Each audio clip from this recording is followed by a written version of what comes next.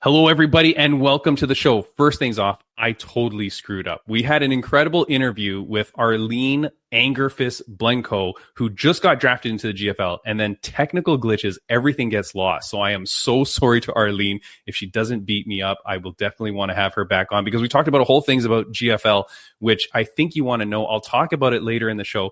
Brian Bam Bam Barberino, you can see he's not here. He was here for the podcast that we recorded. That all died. I got my second guest back. He's going to be at the second half of the show. That is David Fuentes from Mexico. He's making his international debut out at FightLeagueAtlantic 18 on the east coast of Canada, February 1st. I will be there commentating the event. It's going to be an incredible show. That guy's awesome. Stay tuned for him. But now I get a secret special first guest on the show, which is very, very cool. This is so last minute, but I'm so appreciative. Guys, thank you for watching. Let's hit it. Ladies and gentlemen, this is the Fight Insight Podcast.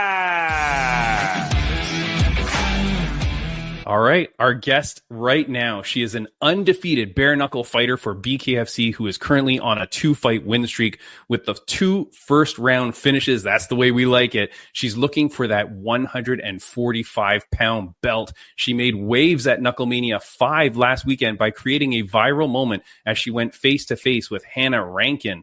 And man, do I love that. You got to make those viral moments. You got to make the fans demand the fight. You got to make the promotion take notice. So let's talk to her. Maybe we'll get her to talk some trash so she can create another viral moment. Ladies and gentlemen, please welcome the Black Widow. Hey. Boom. Yeah, you definitely got to make those waves, man. And I'm all about that. Everyone that knows me knows I am. Yeah, but that's okay. But that is the thing. I mean, let's just get right into it. First of all, thank you so much for joining the show. I really appreciate it. I've been a fan of yours. I've seen your fights in BKFC.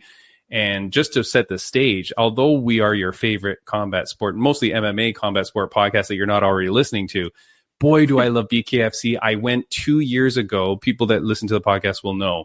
But for your fans that are going to watch and they go, this Timmy B guy doesn't know BKFC.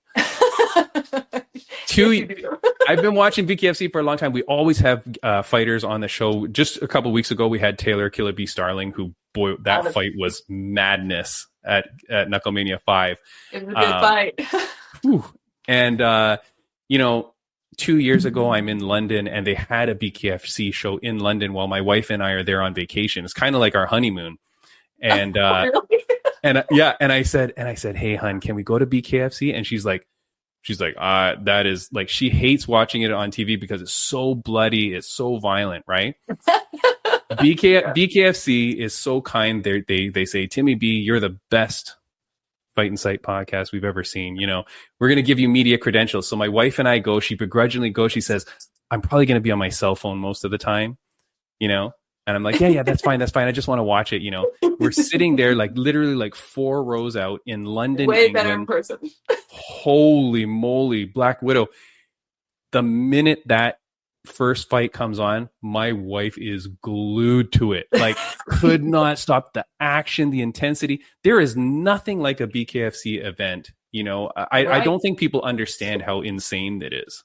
I don't think so either. I think you're absolutely right on that. Until you have seen one in person, especially if you guys, got the treatment of being really up close, you hear those fists hit. You hear that bone to bone, that bloody action. It's just it's not the same as the MMA, and I love MMA. Like I was kind of telling you before, I love MMA. I will always love MMA. I'm not technically, I'm probably not done with my MMA career, but for right now, my passion and my entire, it's just me 100%. This is just where I belong. It's bare knuckle is what I was meant for. It's my style 100%. Yeah, it's absolutely insane. I'm so happy that you're there. I will say a little asterisk on it's a great show. If you really want a great show, Jessica Borga, if you want to check out a great show, come check out East Coast Canada on February 1st. Go to Fight League Atlantic where I'm going to be commenting. Boy, oh boy, do they put on an incredible show. One of the best promotion in Canada. 5 events a year. Awesome.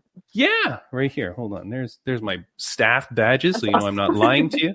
And hold on, let me put a poster up here. I'm going to be interviewing this guy on the show right after you, or we recorded already. The guy on the left there, David Fuentes, but that's FLA 18. Boy, oh boy, like that show. Nice, yeah, definitely send me that info. I'll definitely be interested in that. FightLeagueAtlantic.com. It's great. Maybe one time you should come out there and start talking some trash to the Canadians. I would. We don't put up for that. It's so funny. It's so funny. If anyone knows me in my entire MMA career, I'm just not a trash talker. I like my fighting to speak for itself. Yeah. But I've started, at this point, if you want to fight, you got to make the fight. And at this point, I want to fight anyone and everyone. So like I've become the bad guy. So you know what? Here's the thing too. And like, okay, so we look at you now and we see you on camera, right? Mm-hmm. You don't look like how you look at who's this girl. When we see you sometimes at the most recent BKFC events, you're doing yourself up way different. Yes. And is that fair to say? I mean, oh yeah, definitely. I put on my makeup. I look like a chick. Most of the time though, like this is in between training. So like me having my hair down is actually, I literally just took it down. I usually just have it up. I usually look like a ragged rat, wet rat, sweating. So I'm one of the guys normally. Yeah, I would have kicked you off the podcast immediately. I figured I'd get a little bit girly. No. But here's the thing, though. Let's talk about this, because at Fight League Atlantic, like there's lots of amateur fighters, right? Throwing, and there's a few men that are going to hit UFC. I know it, right? There are some big fighters there. A friend of the podcast, the Mummy, Abdelaziz, he's main eventing that event. He's 4-0 as a pro. You usually see it. Yeah, if they're going to make it to the big leagues. You can sense it. But one of the things that I always think about is like, how are you promoting yourself? How are you getting yourself noticed? Not just by promotions, but by the fans. Like, how do you build that following? Because that's what's going to be important. And so it's extremely important. And I didn't know a lot of it when I was up and coming. So, unfortunately, social media is everything. Everyone knows that nowadays. You have to build that following for people to want to be on your show. You got a big following, they get more people come to the show. So to do that, you have to be at all the events. You have to be at the events to make your presence known. You have to make yourself known in any way you can. Get on the podcast. It doesn't matter how big the podcasts are. It doesn't matter how big the interviews are. Get on them. Spread your name. That's the only thing that you can do besides fighting and making it exciting. Yeah. Well, that's the thing too. We don't get to see you too much because every time you're in the ring, it's a first round knockout. So it's like, hey, there she was, there she's gone, and it's like, okay, that's it. I know. I actually get a lot of shit about that. Like everyone loves the brawls, but I'm sorry, I got power. I'm going to use it. So, well, don't apologize. Keep doing your thing. Okay, but here's the thing, though. So you go out, and I'm going to play this clip. I hope this doesn't get shafted by YouTube or whatever. But I'm going to play this. I mean, I don't think it's an official clip. I think this is just someone's cell phone, I think, that was recording this clip. I'm interested to see. I don't think it's BKFC, but let me play this part here. Tell me in the fucking contract. I ain't fucking scaring you. You'll fucking say it.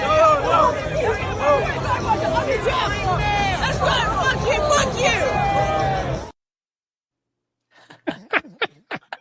Yeah, you know who actually filmed that was Misfits, dumbass. Sorry, I don't. Wait, I'm not a fan of her either. Oh, you mean the champ? Yeah, Misfit Faria. Like, me and her have had beef online for a long time, and she keeps calling me out, but she won't come and play with the big dogs. So she wants me to cut weight to come to her. I'm like, nah, if you call me out, you can come to me. I even offer to catch weight at 140, and she won't take it. So that 5 pounds is a real big deal for her. It just means you're scared. Yeah. Just admit it. But I went up to both of them, and I was like, hey, I'm not surprised that you two are sitting here chit-chatting together. So that's what started it all. Okay, but because here's the funny thing. Like, I saw another clip before where it seemed like you went up and you were kind of cordial to them. I tried to be, absolutely. And then there was shit talking after. And I was like, all right. I'm done playing this nice, I'm not, it wasn't even nice. Honestly, I went over there and I was kind of a sarcastic bitch, to be honest with you. Because them two were sitting next to each other and there's been beef between me and both of them. And I want Hannah Rankin for the 145 title. That's the next fight that I'm concentrating on. That's the one I want. That's the one I'm waiting on the date for.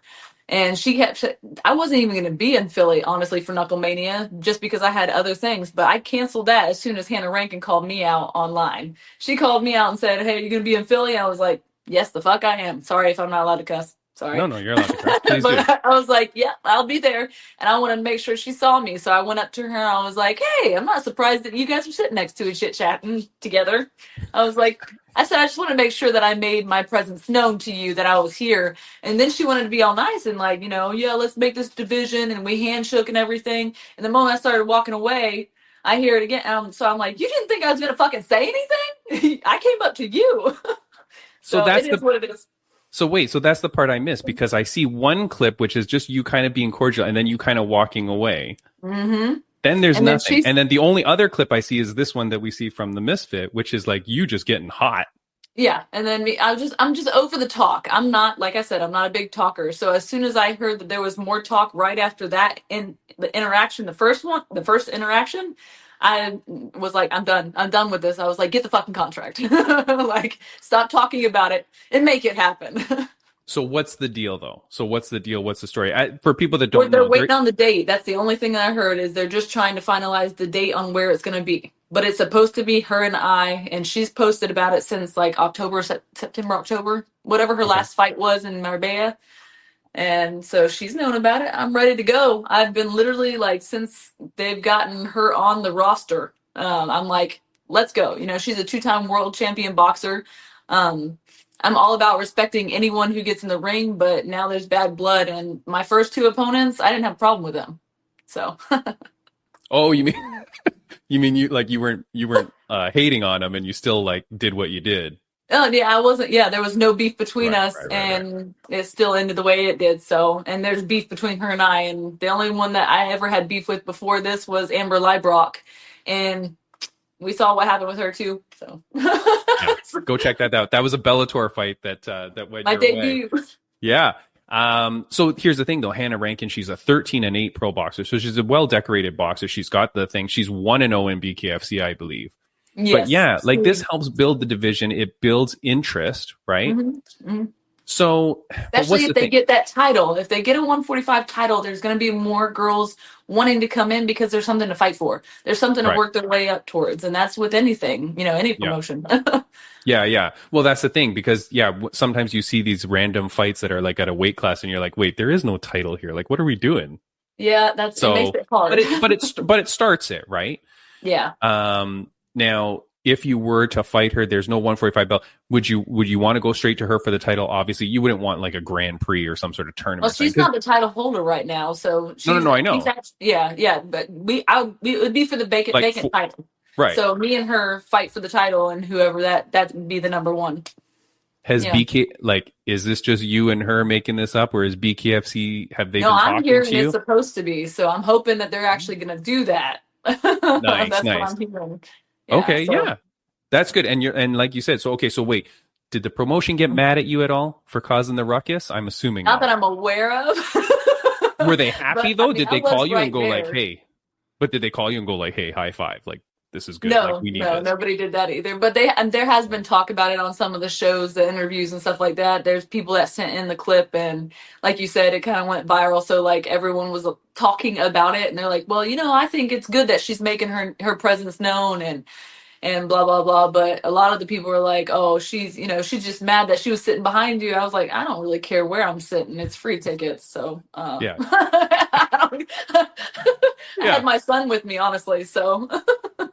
Oh, and so here, one of my questions was going to be like, what did the people close to you, like your gym or your family, and your son's right there? Then I guess like, is he like, hey mom, I want to watch the rest of the fights, like don't get us kicked out, or was he like, mom, kill her, like let's go? No, my mom or my son was more like, no, I don't want. I'll sit over here.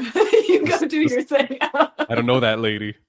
But everyone else, coaches and everything, they're all for it. They understand that. Unfortunately, a lot of people that watch WWE and MMA, there is a mix to it. There is it's show. They like the show. They like the storyline. They like all of that. Those two kind of go hand in hand. I used to absolutely hate when people were like, oh, so my MMA years, like, you do a WWE. I'm like, no, I don't. Actually, I was on one show of WWE with Bobby Lashley, but I was like, no, it's totally different. It's not skidded. It's you go in to beat that person. You don't know the outcome. But now I understand, like, it's a lot of the show. Everyone loves the show. Yeah. Now, like, look, to be honest, you've got the look, right? Like, I mean, like when you're out there and you've got that makeup on, like literally you are like a WWE villain. I can do the look. Yeah, right. Like you got it going. You got the look. You got that like that WWE look. Like you could play the villain. You could play whatever. Yeah. How is that for you though? Like, do you relish it, or are you just like, God dang it, like I got to do this, or like, or have you like fed into it and you're happy with this now because this is the culture now? And again, I'm speaking for the amateur fighters, like the guy that's going to come on the podcast after you. He's a guy just new in his professional career, right? But a lot of people, they're very quiet, they're very small, they're very reserved, and it doesn't get them noticed, unfortunately, and that sucks. I know amazing fighters who aren't noticed just because they aren't big shit talkers like Conor McGregor, like right. Yeah. Unfortunately you have to stir things up, but you have to be able to back it up too. So it's like it goes hand in hand. Like you can be a shit talker that doesn't do much, but you're still going to get out there because bad publicity is still publicity, and people have got to realize that. So honestly, me, I relish in it. Like I've done movies, commercials. I've been on TV. All that doesn't really. I like being in the spotlight, so it's fine with me. That kind of stuff comes natural for me. And since I do have the looks, hell yeah, I'm gonna use it. I'd be stupid not to use it. So yeah. No, I'm happy for you because look, like we want to build that division. I was thinking that when I realized, I'm like, wait a second, she's talking about a title, but there is no 145 belt. Yeah, and I'm like, no, exactly. And I'm like, should they do a Grand Prix? Should they do a tournament? Because that's I don't have a way. enough girls in the division yet. But here's the thing, though. The problem. Okay, well, let's just debate this just a quick sec. Because the problem is like if you win the title, and of course I want you to get the title first, right? Of course, that's money and that's pride and all that, right? But like if you win the title, then they're just bringing in people to find you to beat up. Yeah. and then it's tough because the crowd is like, okay, well, we love the Black Widow, but now she's just going to beat up, and then all of a sudden you're going to be the Can Crusher or something like that, right? And they're just going to bring in girls, and they're like, we're not going to know these people. ONE FC, like 4 years ago for their atomweight division, they did a Grand Prix, which was really cool because you're like, okay, so now we know all these girls. One girl comes out with the title, which was Stamp Fairtex at the time, but then you knew all the girls, and you're like, okay, so now that's a great idea. I agree with you. Tell David Feldman. He's been on this podcast before, I so think he knows he has Timmy B. actually talked about it because he talked about me? No, maybe. But he has actually talked about doing like these Grand Prix, and he's doing one with the males. Like it's all 25 all mil. weights. Yeah, it's all weight classes, and why aren't we doing that for the females? I mean, then again, like I am at the top of the weight class. Of course, you're gonna say it. Yeah, what a jerk. It's like Ben Rothwell. You see Ben Rothwell, he's like, yeah, I'm in that. It's like, yeah, well, of course, like these 135ers are just going to tap out now, Yeah. Like, go up against Ben. Jesus. That's exactly right. Like, size does somewhat matter when there's power involved. So, it is what it is. I mean, hopefully, yes, whether it's a Grand Prix or not, the title comes in and people, I mean, if I just have to keep laying them out, all right. But like, whatever. I do want the challenge though. That I was honestly excited for Hannah Rankin because, she's a world champion boxer. I really hope that I want to see the best version of her because her first fight was, she got baptized by fire with bare knuckle. So sure. I hope she does make the adjustments. I hope, I like the challenge. Bring it on. Make it out of the first round. Well, or not, just that's the sooner that you can be holding that gold belt. How old is your son, by the way? How old is your son that you brought to my son is 14. I have a stepson that's 14 as well. So they're both 14, almost 15. And I have a little girl, stepdaughter that is almost 10.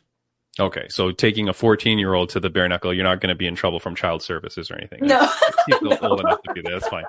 Yeah, luckily, I didn't take him when he was younger, honestly, because a lot of drunk people, it just gets, especially in Philly, Well, like the one that I went to in London, England, it was like the movie, what's the movie with Brad Pitt? Oh my God, when he's like the gypsy. I know which one you're talking about. Not Lock, Stock, and Snatch. Yes. Snatch. Yeah. Okay. Yeah. Okay. And like the crowd was insane. Like it was like London was the like those second best gypsy crowd girls. I've ever fought in front of. Yeah, and there were girls that were like standing up on the chairs or whatever, and they turn around that crowd and they were just flipping the bird to the crowd and throwing beer like into the crowd. Like you're just like, what is going on? Yeah, crazy. It's insane, and I'm like mama bear, so like I can't be away from him for very long. I want to make sure he's okay, and 14 is still a little young for me, so I couldn't stray too far from him. Yeah. Now I'd be remiss if I don't ask about Conor McGregor, because he's one of your new bosses, right? And he has taken, let me just say, a very active role in BKFC, far more than what I think a lot of us thought was going to happen. I interviewed David Feldman right after that announcement came out that Conor was buying it. And so at the time, my big question was like, what is Conor going to do for you? And his answer was great. It was, people pick up the phone when Conor calls. Right. And so for him, it was a way that nobody was going to ignore Conor McGregor. So if he wanted to talk to a television station or a movie studio or whatever, right? It has Conor McGregor's on the phone. Yeah. But the thing is, Conor's always freaking there. Yeah. He tries. He has been very, very active with the fights since he's been involved. Yeah. He took a little bit of time off for that little thing that he had going on. Sure. But everything, he came back. But, Hannah Rankin is actually his like cousin. What? Yeah. They're like third cousins or some shit. So you're going to beat up the boss's cousin? That's what I said. I shook his hand in Marbella and I was like, hey, I'm going to beat up your cousin. He's like, I love it. Like, him. He's just... Yeah. I beat up 6 of my cousins last night. So like, what does he care? He loves that shit and he loves the show. So he's all for it. He's like, keep doing what you're doing. I'm like, I plan on it. Your Irish accent is terrible, by the way. I know you're trying, but it's really bad. But okay. So, but how, like the fighters, they're happy. Like, I mean, he seems like he's just in it. I think he thinks he's a BKFC fighter. That's the problem too, because wanting to do one. I don't know if that's accurate or not, but. No, I think it is accurate, because at the end of Knucklemania 5, he gets in there in Jeremy Stevens' face, which there is a huge story there. Yes. Because he's who the fook is that guy. And, who the fuck? And he wants to fight him, but I mean, like, he's contracted to UFC. Like, we're not stupid. And there's no way on planet Earth that Dana White allows him to fight bare knuckle. I mean, just unless no way. He gets out of his contract. I don't think it's possible either. So so I would love to see it though, because I think he would rock at bare knuckle, honestly. Yeah, I mean, like, it's insane. I mean, it would just be accurate insane. Puncher, man. Yeah, it would just be insane, and it'd be a great thing. But so, anything else with Conor aside from you saying that you're going to beat up his cousin? Like, no, I haven't actually really got to talk to him much besides in Marbella. He's usually really busy, and he usually comes in late. Like you saw, I'm late. Fuck you. Like, yeah. That's awesome. So he's usually just too busy, and I really just don't make it a thing. I don't really fangirl with like Mitch people. Like, they're people to me. I respect what they've done for the sport and stuff like that. But I'm not going to be like, oh my god, I gotta see him. No, and that's not the Black Widow style. No, all right. Look, I appreciate so much you taking the time to come on this podcast, because it's been so cool, like, to see what you're doing. And I know, like, there's a lot of people that don't like what you're doing. Like, there's always going to be. There's some people that might not like it because they go, oh, it's going to change things and blah, blah, or whatever. But then there's the side of it is like, hey, this girl has to get her name out there, right? This girl has to do what she's got to do to get on people's Instagram stories so that people then click over, they follow Black Widow Borga. I've got your Instagram down on the handle. So for people that are only on audio, they get to see the other sides too. Yeah, they get to see like not just the fighting, but like I show all my life on there, and like my funny side, my everything. So it's exciting to see those different sides of the fighters too. So it is very cool. So so follow her at Black Widow Borga, Borga. Follow her on Instagram so you can see all the stuff. Before I let you go, and I do have one final question I want to ask you, is there anybody that you want to shout out, say thank you to, or send a message to the fans, viewers, and listeners?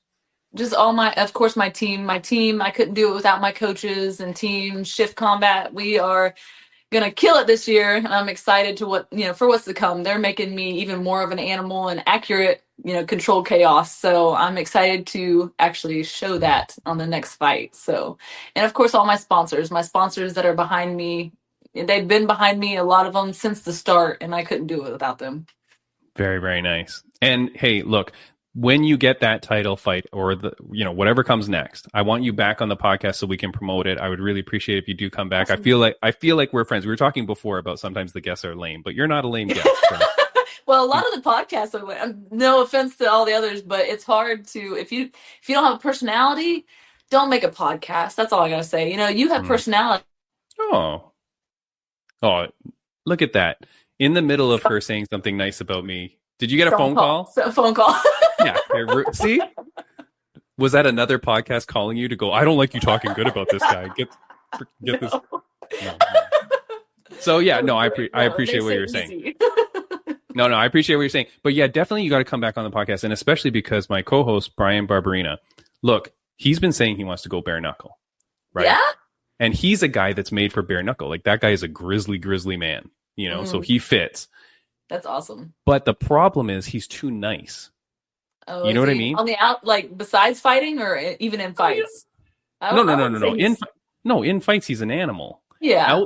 Outside, like when he's just talking, he's such a nice guy. Like that's like when he beat up Robbie Lawler or Matt Brown. I forget one of those two. He's an animal with two animals. But then after it was funny because in one of those fights they start booing him, the crowd. I think it might have been the Matt Brown one because it might have been Matt Brown's hometown.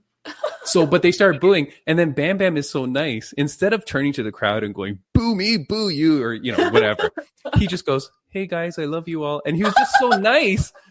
And then I think the crowd is like, oh shit, okay, well, we like this guy because he's such a nice guy. But for bare knuckle, I told him, I go, you should get down to Knucklemania 5 and start chatting in people's faces. Yeah. Go up there in his overalls with the mohawk, you know what I mean? Like it's so hard for people to do that though if it's not their character. But that's why you could teach him. But you could teach act the part, but like man, honestly, I just want to fight, and that's like the main thing. But right. I don't mind the acting. I don't mind the like the starting stuff to get what I want kind of thing. But it's just. Everyone even that has met me is like, man, you're so nice. I'm like, it's like Jekyll and Hyde. I've got a demon in me. Like it is. I get to release it legally. So I need to fight. That's the best way. But all right. Well, thank you so much for joining the podcast. I really, really enjoyed this a lot. And you saved my butt because again, to Arlene Blanco, who was a fellow Bellator fighter. Sorry, girl. Right? Yes, I know. She's awesome. I have much respect for her. Just understand she was like, on the slopes in California in like Lake Tahoe or whatever, and it's all snow and she's there in her snow gear and there's a snow slope behind. It was such an incredible interview. And the stuff that she tells us about GFL was crazy. Like, did you watch the draft? No, I have not. No, you didn't have 4 hours to spare on a Friday night? No, it was so freaking long. It was so stupid. That's the only reason I was like, I can't do that. I can't. Yeah, but none of us knew it was going to be 4 hours long. We thought, or 3 hours long. We thought it was going to be like an hour. Yeah, get the managers in a room. Yeah. So, anyways, we talked about a whole stuff. Look, this podcast is going a little bit long, so I'll talk about it on another episode. Hopefully, we get Arlene back one day. She's really cool though. Like, what a cool girl. And but anyways, okay, I'm going to ask you my final question. It's a question that my mom used to ask me almost every day of my life growing up. So I ask. What are you laughing at? So it's not something stupid, Okay. Well, maybe it is. I don't know. But my mom used to ask it to me almost every day of my life growing up. So I want to ask it to you. I ask it to all my guests. On a scale of 1 to 10, Black Widow, Jessica Borga, how happy are you? 10. Oh, all right. This is the happiest I've ever been in my life, honestly. I have a wonderful husband that my family, and thanks to them as well, because I said my team and everything, but they're part of my team. My family, my husband is the first person in my life that has treated me with actual love. Like all the relationships before didn't work, but it's just I'm happy. I'm truly happy. I'd be happier if I fought. You know what? Make it a 9, because until I get that contract, I'm really not happy about that part. So make it a 9. Right. When you get the contract, how long do you think you get? Like, how long will the contract? So if it won't be long. I'm here in March. I'm here in March at the latest April. Oh, okay. It will be soon. And I've been in fight camp pretty much, like training for Hannah pretty much since, I heard her say that since September, October. So. All right. Well, look, go kick ass. Right. Keep training, keep doing your thing, man. Keep putting out the content, keep getting on people's radars. Like you said, you're smart. Get on the podcast, get on, not other podcasts though. Don't promote them. but get on the interviews, right? Get your face known, get people to know you, because that's how things work in the industry now. Right. But you're already there. You're in BKFC. You're a BKFC fighter, 2-0, perfect record, perfect finishing record. So good luck to you. And I really can't wait to see you on this podcast again. Be very excited. Thank you so much for having me. I'm glad we could make it work today. Yeah, thank you. Okay, have a good one. See ya. Bye-bye. Bye. Dang. All right. That was a very cool surprise guest. Look, I booked her this morning because I was so depressed about losing that interview with Arlene. So again, Arlene Blanco, I cannot say apologize enough to her and her management. But here's the thing. I do want to say thank you to all the friends of the podcast. If you're looking for other great audio podcasts, go to rageworksnetwork.com. We've been with them forever, for 4 years. This is our 4th year anniversary episode. So it is kind of crazy that I'm alone, after having so many guest hosts and stuff like that. But, Rageworks Podcast Network, go check them out. And announcing that we are now on the Sweep the League Network and Refocus Network. We're thrilled to be part of them. They are platforms that are all about showcasing incredible content creators and hosting interviews that inspire. So Timmy B and the Fight Insight Podcast, we are a part of them now. So go check them out. Again, it is Sweep the League Network and the Refocus Network. You can find our content on there now as well. Of course, I'm on Millions. You can buy my t-shirt there. Go to millions.co to get my t-shirt. That would be really appreciated. The link will have the description there on how to get to that. What else? GFL, man. I got so much to talk about it. But look, let's get to our second guest now. Again, this was recorded yesterday. I think with all the glitches and stuff like that, the audio was a little bit busted too. Not his audio, but my audio somehow wrecked. So I apologize if that's the case. But let's get to that interview now. And guys, Fight League Atlantic. I'm going to say it a bunch there. I said it a bunch earlier. Please come out and support. I'm wearing the shirt now. You can't really see it. Hold on. Go get the merch there. Go to the event there. FightLeagueAtlantic.com. You don't want to miss it. FLA 18 is the show. I'm going to be commentating. I'm going to be doing the weigh-ins on the Friday. So check out all their stuff. Please go and support them. That is an incredible organization. We need to support. That's where everything starts. Guys, let's get on with the second interview. Thank you so much for joining the show. He is coming to us from Monterrey, Mexico. He fights out of Azteca Fight Club. And on February 1st, he makes his international debut MMA fight at Fight League Atlantic's FLA 18 in the Moncton Coliseum. Ladies and gentlemen, please welcome David the Titan Fuentes. Hey, what's going on? Long time no see. Long time no see indeed. About an hour or so. Dude, what a disaster. I'm so sorry. This has never happened. This is episode 208. It has never happened where the system has glitched like that and I've lost everything. I can't believe it. I'm freaking devastated. We had a great talk, you and I, and we talked with Bam Bam. I do want to say you got some great advice from him about fighting in front of an international crowd, because that's a big thing to you, right? Yep, it is. It is. Yeah. For those that were not, just me, you, and the walls here, what did Bam Bam tell you about fighting internationally?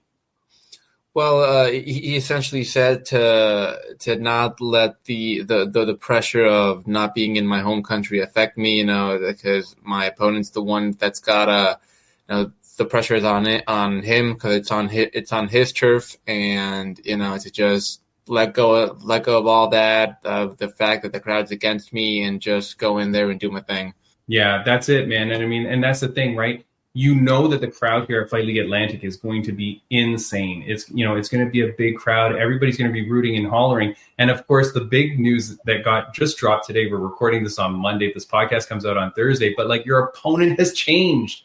So you were set to fight one individual. Now it changes.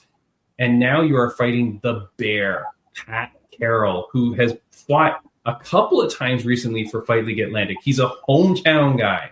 So you're going to be coming in to play spoiler. What does that mean for you? Well,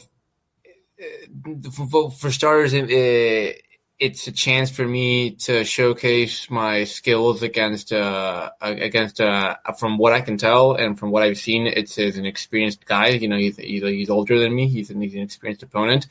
And that only gives me more drive to not only put on a great show, but really show what I can do in the cage.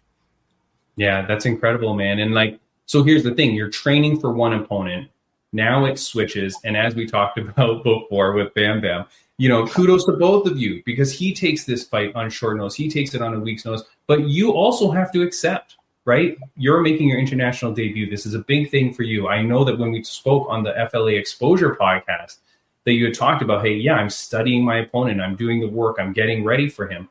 How does that change now for you with a new opponent? You just quickly study or do you not now? Well, obviously we when we got offered Pat Carroll, we obviously did our homework and we went back to his previous FLA fights and we looked at his style and we thought, well, it's still a good matchup. You know, the game plan and the training camp that we did for Drake also matches pretty well with what Pat brings into the table. So we said, you know, the weight's a little heavier.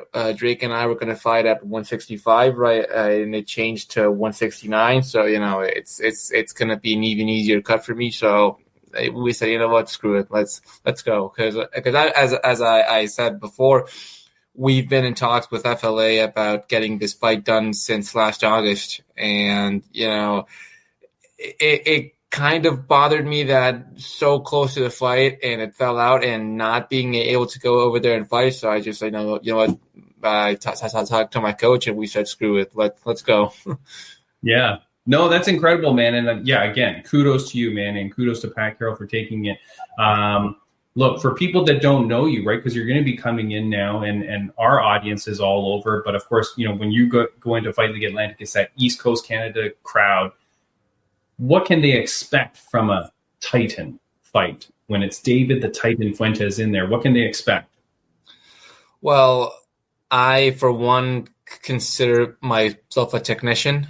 You know, I have an extensive background in kickboxing and Muay Thai, so I'm interested in making it not just a spectacle, but also being a good clinic in striking, you know, for the fight to look pretty, for the technique to be on point, so they can expect not only a good scrap, but also a good showcase of mindfulness and strategy in the cage.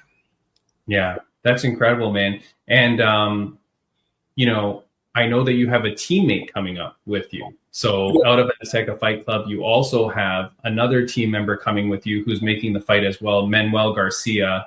I believe that's his name. I don't have any notes on me now. But Manuel Garcia, he's coming out, man. So how cool is that, though? You know, like you're making your international debut. That's a big thing. But to have someone by your side, have you been training with him long? Are you guys good buddies?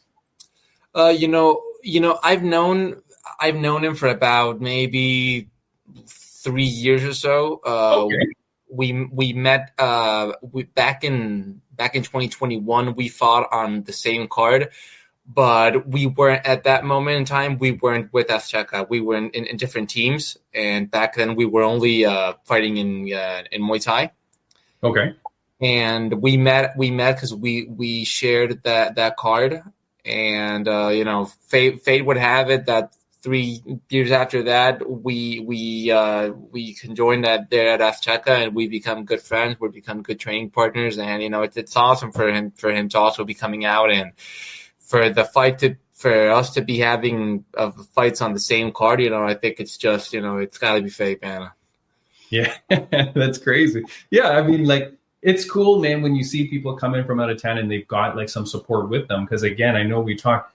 You're expecting to have lots of people from Mexico supporting and cheering you on. They're going to be ordering the pay-per-view. They're going to be going to FightLeagueAtlantic.com, getting that pay-per-view, having watch parties in your hometown. But to have someone at least with you, like how many people are coming up with you? It's just going to be our coach, John, and us. Oh, that's it. It's just going to be us three. All right. When you come in, are you expecting boos? Are you expecting cheers? Like what are, how are you going to play this? Are you going to play the heel? Are you going to play it up? Are you going to, be razzling the crowd, or like what are you expecting here? I you thought you don't seem like a mean guy, so I'm just saying that's all. Yeah, I've got a little brother who's a huge WWE fan, and he's on me like, you got to play the heel. You got to play the heel. Like, dude, I'm not a heel. I'm a babyface. So, but yeah, I really overall, I want to show the crowd that I'm proud of where I'm from, to show them that Mexican spirit, to walk to the cage wrapped in my flag, and obviously show them a ton of respect, show Pat Carroll the respect he deserves, and overall, to thank the Canadian crowd for having me on there, but also to show them that we've got a little something special down here south of the border. Yeah. I mean, that's the thing, right? We always hear about the Mexican fighting spirit, the fighters in the UFC. They always talk about it, and we see it. Is that a real thing, or is this just a legend? Like when they talk about the Mexican fighting spirit, how is it that as a young man growing up in Mexico, how does that go into your psyche or your mentality? Like where does that come from? Well, honestly, I think it comes down to maybe our genes, our ancestors. We are a warrior race. We are our ancestors, back in the pre-Hispanic eras, the Aztecs, the Olmecs, and the Toltecs, they fought the Spanish invaders. And all the classic warriors like the Otomis and the Ocelotes, they were known for being very hard and brutal warriors on the battlefield. So I think it's been passed down from generation to generation. And if you take a look at a school in Mexico, like a typical high school, middle school, it's a lot of fighting, it's a lot of fighting. Wait a second. You don't mean like a class of fighting. You mean like just kids are just fighting random? Yeah. Like the kids, I got into quite a few scraps back in school. Yeah. So I think it's just bred into us, I believe. And when we actually choose to compete in a combat sport, it shows right through. Yeah, I mean, and that's crazy because it is pretty impressive how successful the Mexican fighters have been in all combat sports, of course, in boxing, but now in mixed martial arts, right? There was that period where the UFC had three Mexican champions, I think, at the time, right? Yeah. It's just crazy, man. How big is it in Monterrey, Mexico, or in your surrounding towns, for you to be fighting? Is MMA huge in Mexico? Yeah, it is. MMA has definitely grown a lot over the years. I remember back when I was 16 years old. I got into the sport when I was 16, and I wanted to watch the. I don't know if you remember this fight. It was the Cain Velasquez versus Fabricio Verdun fight. Yeah, of course. Obviously, Cain Velasquez for us, he was our first Mexican fighter in the UFC, so he was huge for us, and I wanted to watch that fight, and I absolutely no restaurant or sports bar around my area had it. And a couple of years ago, when Brandon Moreno fought, I think Biggie? It was I thought when he fought Pantoja for the last time, I was at a Buffalo Wild Wings, and the entire restaurant just erupted in applause for Brandon, and that's when it hit me like MMA is now mainstream in Mexico. And also we've got a bunch of great organizations like Lux Fight League and Budo Center Championship that are like the feeder leagues to the UFC in Mexico. So it's taken off. I mean, we've even got a PI in Mexico City. Really? Yeah, you didn't know? No. You're saying a performance institute, a UFC performance institute? Yeah, obviously there's the one in Vegas, and I knew that there was one in China, I think, or somewhere in Asia. Mm-hmm. But there's one in Mexico? Yeah, in Mexico City. So wait, so what does that mean though? Because see, this is the thing, if you're a UFC fighter, how you do not move to Vegas is beyond me, because to be able to have access to that PI, get all the training, get all the nutrition stuff and everything like that. Like, I think like food is free and stuff like that too. Like, it's crazy. Yeah. It's very strange to me when, like, you know, like even Bam Bam, like I've known him for years now through this podcast when he was fighting in UFC. And I always thought, like, do you just pick up and move over there? Because the benefits must be huge. When do you get to start accessing the PI? Once you get signed to the UFC, or it's once you know someone at the UFC, you can go with them, right?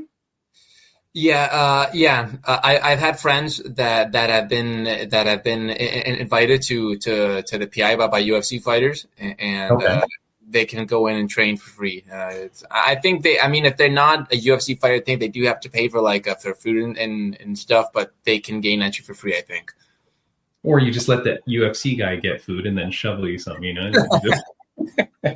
Just slowly start drinking their shakes and stuff. Slide it into my back pocket, that protein bar. Just excuse me, sir, didn't you just grab a banana? Yeah, I just want 2 bananas. That's fine. So you know David Fuentes is eating a banana. So look, man, is UFC the ultimate goal for you? Is this where you want to take it? Obviously, you know, you're going to be fighting in Fight League Atlantic, and that's huge. It's your first international fight. But beyond that, and you know, I hope that to see you in Fight League Atlantic multiple times, because, you know, I'm commentating there. I'm going to do the weigh-in, so I'm so excited. And that organization, man, to me, it just has my heart. They are kicking ass, putting out what incredible events, and like really supporting all of East Coast Canada, if not all of Canada, and now internationally, right? Like giving you the dream. Yeah. But is UFC the ultimate goal for you? Yeah, it is. Yeah, it is. We, me and my coach, we've got maybe like a 5 or 6 year plan to get to the UFC. So this is part of the plan. Nice. So not right now. We're just, you know, sticking to the game plan of what we've got in store, and yeah, we've been blessed by God, honestly, that this opportunity came to us. And right now, it's really just to put the best of us, you know, up in the cage. Yeah, that's awesome, man. Are you okay on time? Can I keep bothering you for a little bit? What do you got to do today? Like, what's your day plan? Like, what else are you doing today? I'm gonna go train at 7 p.m. and I already did all my work my work in the morning, so we're good. We're good on time. So wait, it's 4:30 where you are now? It's 4:30, yeah. And you've got till 7, so we can do a 3-hour podcast. This is perfect. Perfect, yeah. No. Okay, so you said that UFC is the dream. I'm going to go a little bit off topic, though. GFL, is that your dream at all? When you saw that on Friday, do you even know what I'm talking about, GFL? Yeah, the GFL, yeah, I saw it. Okay. Total garbage? Good? Bad? What are you thinking? I think it's an interesting how would I say concept? Yeah, I think it's an interesting concept, because I remember, I think it was the International Fight League that had like these, like back in the day, like this whole team setup.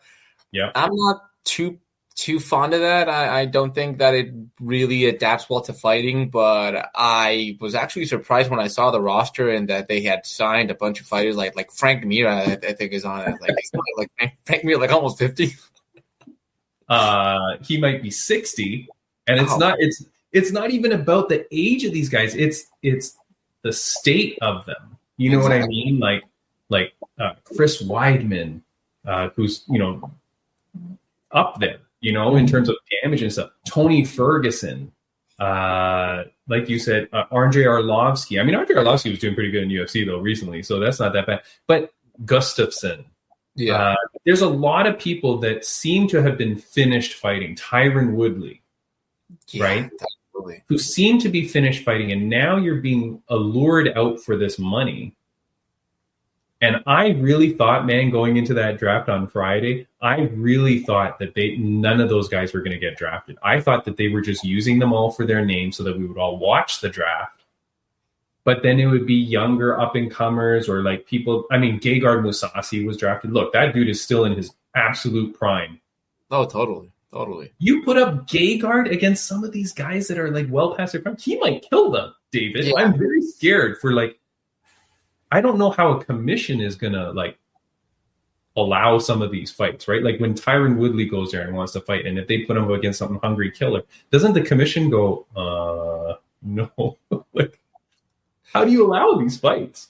I guess the commission would have to evaluate how they are in their physical state, because if we go just age for age, I mean, they're sending these guys out like lambs to a slaughter. Because if I remember correctly, Frank Mir's knee was practically destroyed towards the end of his career. Yeah. And we see a guy like Tony Ferguson, whose past 8 fights have been just brutal massacres, and really bad injury. You know what I mean? Like, it's one thing to go on a losing streak, but to lose in the way in which some of these people have lost. Yeah, no, it's horrible. I don't know. I mean, of course, if they're gonna be promoting this new league, they've got to have some big names, and I think they've caught the eye of the public. But I don't know if that's the way that's going to pan out that way. But that's what I thought. That's why I thought, like, my conspiracy that I had been doing during this podcast was that the names are there to get you to watch the draft, and then maybe a few of them will get drafted on the team, but they might not even fight. But they're just going to be in the crowd, or they'll be the coach or whatever. And I thought, okay, well, that's going to lend the drama. And then the team aspect, you're going to hope that makes us excited because it's something different, But boy, oh boy, they all get drafted. And it's been very interesting. So our podcast got messed up, right? The one that I recorded with you. And after you, I had a girl on who, I swear, if she doesn't fly to Toronto and kill me, I don't know what she's going to do. But she was on her vacation, Arlene Blenko, Anger Fist. She's from Australia. She's on a family vacation in California. She took time out of her day. She does the interview with Bam Bam and I, and then our computer goes, and it's all gone. We talked to her a lot. About the GFL. She got signed. She says there was no funny business. She goes, I had no idea. I was out of my contract with Bellator. Like, she's like a 10 fight veteran with Bellator, former world title challenger. She goes, no, I got out of my contract. I signed with them. I didn't know if I was going to be drafted. I'm watching the draft just like everybody else. Suddenly I see my name on there and I'm drafted. I'm happy. Like, I've got 3 fights. Oh, wow. But the thing is, the fights have to happen, first of all. Like, it has to actually happen. But the thing that I thought was so funny, David, is she gets drafted by Team Dubai, which is Cain Velasquez and Javier Mendez. Okay. Mm-hmm. So I said to her, I go, so if did they reach out to you before saying, hey, we're interested in drafting you and like kind of get to know you? Or did they reach out to you after the draft and go, hey, we're glad you're part of the team? Nope. Like, shit's like she didn't even know? She had no idea. She never talked to any of the coaches. She goes, well, my manager kind of like spoke to people, but I don't really know. But like, even after the draft, no one has reached out to her to say like, hey, welcome to the team.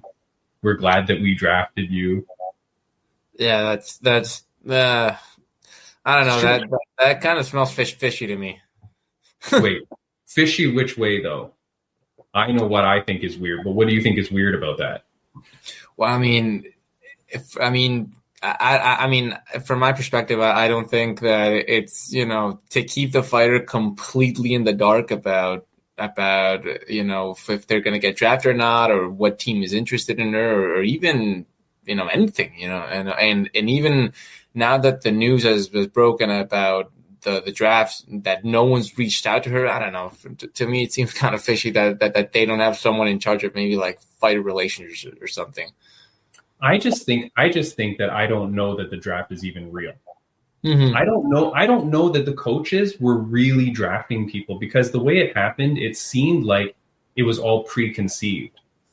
Like meaning, like, I don't think it was live. Like, I don't think there were coaches going like, who did that team just draft? Okay, scratch. Okay, we're going to pick this guy then, right? Like, I don't think it happened like that, because I don't know if you saw, but online they posted that apparently, I didn't see this happen, but apparently on the broadcast before the draft happened, this got released, which was like, it's on the screen I'm showing where it says Global Fight League text here, and the names aren't all filled out, but this was done apparently before the draft was happening. Oh. So they're like, wait a second, they were filling this out before it really happened. And then the names that are on here is not the way the draft went. Like, these names are not correct. So people were like, well, that's weird. And then what also was weird was while the draft was going on, it got to like hour 2, like I'm falling asleep. And they were drafting so slow. And then all of a sudden they put this on the screen. They're like, okay, here's all the women that were drafted. And then they just showed all the women that were drafted. It's like, well, when did that happen? Like, when did the coaches do this? Because to draft 6 women times 6 teams, that would have taken a long time for them to figure out. Yeah. Because, like, what if I wanted to draft Holly Holm, but then someone else has to pick? Now I've got to go to my next pick or my next pick. And then you're picking only 2 people per weight class. So, like, it could get kind of confusing. But, yeah, I don't see how they could have like done like a draft, like proper draft, like they do in the NBA or the NFL. Had to actually carry out that way. I think it was all planned from the beginning. So do I, man. I think it was a little bit weird, but that said, I'm happy that these fighters have a place to fight. Like, that's what Bam Bam and I were saying. We're like, okay, regardless of whether it was fake or not and whether they scam the fans, as long as the fighters get to fight, that's all we care about. You know what I mean? But so that's my Timmy B's conspiracy of the week. Okay? The draft was fake, man. Like, it was not happening in real time. It wasn't thing. But that doesn't still take away from the fact that this is cool. I think it's cool. I don't want to see people get hurt. I don't think Tony Ferguson should be fighting. I mean, who am I to say, I guess? But I wouldn't, the matchups have to be right. That's all that has to happen. And I will say to Arlene Blanco, who spent time out of her family vacation to interview with Bam Bam, I am so sorry. Like, I don't know if you can see, I keep staring down at my phone because I keep waiting for her to send me like hateful messages.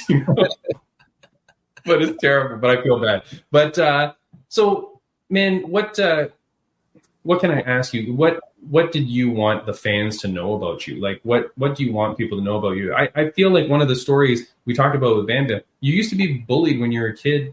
You were a chubby kid. Bam Bam was laughing because he's a chubby guy. And he said, well, I was a chubby kid and I'm a chubby man. But you lost so much weight. Yeah. Like, that's a crazy thing, man. And that's all because of martial arts? Totally. Yeah, 100%. I think, I've been on this fighter's journey for the past 8 years or so since I began fighting in the amateurs, and I can 100% say that this sport, it saved my life. Because back in, if it weren't for the sport, I would probably right now be obese. Like morbidly obese, because judging from the way I was going back before I began training, I would probably right now be morbidly obese. I would be struggling with some form of addiction. Probably I would just not be going down a good path. So I can 100% say that this sport saved my life, and it gave me a sense of purpose. And I've been fortunate to be able to teach classes to the youth in my city, around a bunch of gyms in my hometown area. So I don't know, it's kind of fulfilling to like see a young kid like sort of about to go on the road that you've been on for so long. I don't know, for me it feels really good to see these kids that are in the same spot that I once was, that they're insecure, they're chubby, they're obese on some occasion, on sometimes, or even friends of mine that have come to me seeking to help them train because they want to lose weight, or they want to stop smoking, or they want to stop drinking. I think that this sport totally has the capacity to save lives. Yeah. And look, man, and you're an inspiration to them. You know what I mean? Like, you're out there, you're doing your thing. You've changed the way you look. I really hope, man, that you get all the success in the world, and that you continue to share that story, because we've seen that story from other fighters who like use their past to then inspire the youth of tomorrow. And that's what you got to do, man. So I know you might not want to, but you got to save those photos of when you were a chubby kid.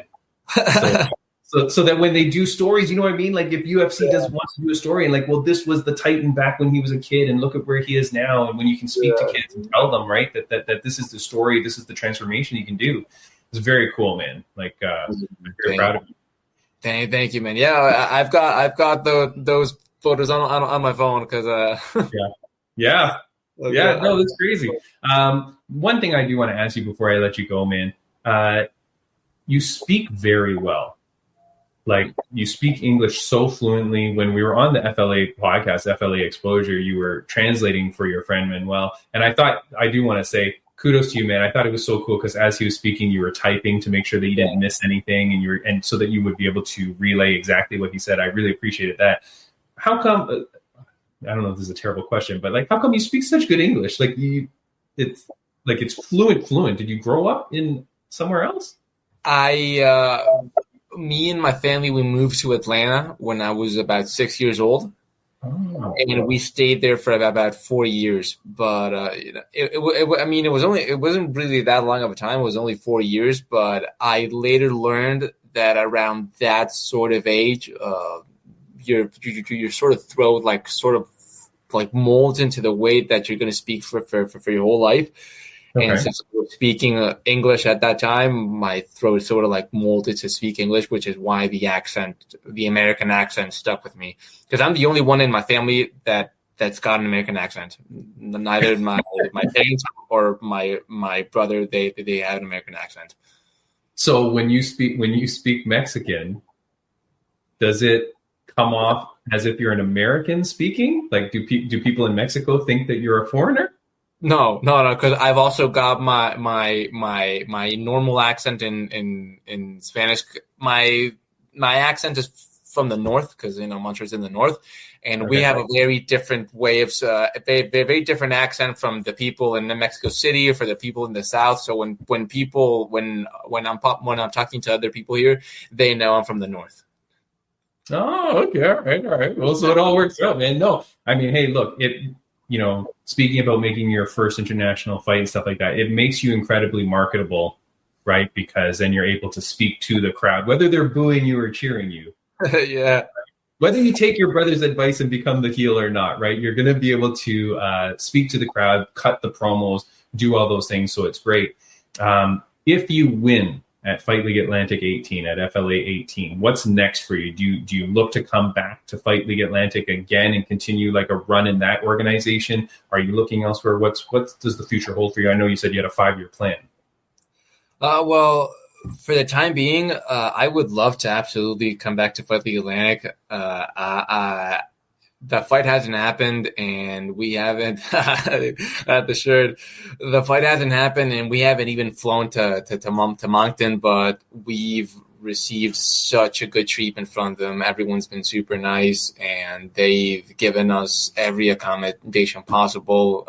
And I think they handled the whole situation with original fight falling out, and we got to get the replacement. They handle it so well that it's leaving a very good taste in my mouth. And like I said, we haven't even flown to Moncton, so I'm pretty sure. Yeah. I'm pretty sure everyone's going to be super nice, and we're all going to have a blast at the fight and afterwards and at the weigh-ins and such. So if Fight League Atlantic is willing to have me for their upcoming events, then absolutely we're all for it. That's cool, man. No, I'm very excited, buddy, because I'm in Toronto, Canada, and my first opportunity to get out there was, I think, September of 2023, and I just fell in love with it, man. And I'm so honored to be a part of that organization. It's through this podcast kind of that I met people, because I met the owner, Derek, or one of the owners, Derek, through this podcast, because I was just looking at like other Canadian organizations. I was like, this is so cool what you guys are doing. Next thing you know, I'm out there, and the people are really good. I think you'll have a really good time, man. Most importantly, you got to put on a good show. You got to get out there. You got to kick ass. You got to do your job. And last question I'm going to ask you, man, and thank you so much for spending the time. It's a question my mom used to ask me almost every day of my life growing up. So I normally ask it to my guests. I didn't ask it to you the first time, so I feel good. I feel like this is a surprise now. On a scale of 1 to 10, how happy are you? On a scale of 1 to 10, right now, I'm a 10. Oh, okay. What makes you happy? What is in the life of David Fuentes that makes him happy?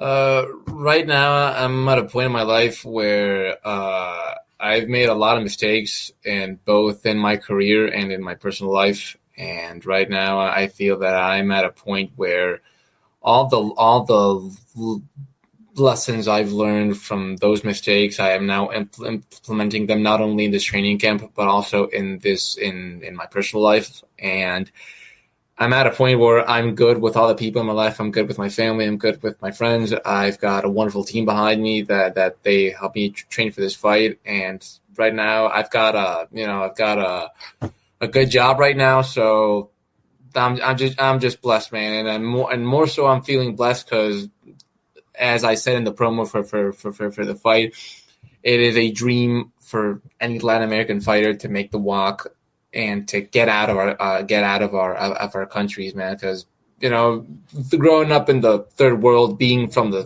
third world, it can be hard at times. So it's a dream come true. And honestly, man, I'm just blessed, man. Right now at this moment in my life.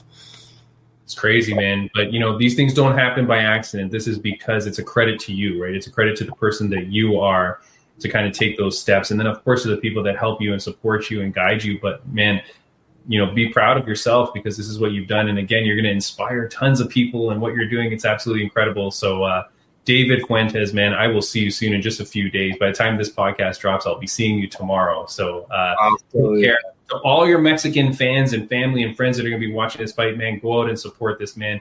FightLeagueAtlantic.com. Go get your tickets, get the pay-per-view, and I'll see you soon, my friend. Thank you so much for joining the podcast 2 times in one day. I'm so sorry. Nah, man, it's okay. And I'm just happy to be on here and being able to talk to you and being able to share this amazing platform, my man. Thanks, my friend. Have a good one. See ya. Bye-bye. See you on Friday, my man. See ya. Bye-bye. All right, that's the show, guys. 2 great guests, incredible. I wish everyone all the best, everyone listening and watching out there. Thank you so much for joining the show. To David Fuentes, the Titan. Man, good luck to you. I will see you very soon when this podcast drops. I'm seeing you tomorrow. So good luck to you, the team, and to everybody at Fight League Atlantic. Can't wait to see you guys. To our good friend now, our new best friend, the Black Widow, Jessica Borga. What a great interview that was. Let's wait to see when she gets that title shot. It's coming for sure, man. When you cut a promo like that, when you get on the eyes of everybody like that, that's happening. So that's very cool. And to know that opponent is going to be Conor McGregor's cousin, that adds some drama too. So guys, we will see you next week. Thank you so much. Next week on the podcast, Dennis Frimpong from Octagon MMA, who just fought Paddy Pimblett behind closed doors. See you then.